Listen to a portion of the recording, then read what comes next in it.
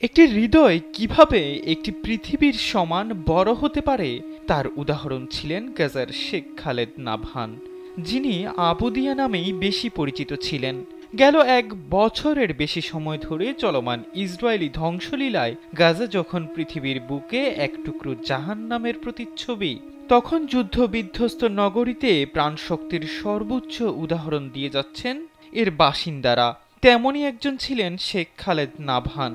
গেল বছর ইসরায়েলি হামলায় নিহত নিজের প্রাণপ্রিয় নাতনির প্রতি তার ভালোবাসা বিশ্বের কোটি মানুষের চোখে অজান্তেই কষ্টের স্রোত বইয়ে দিয়েছিল।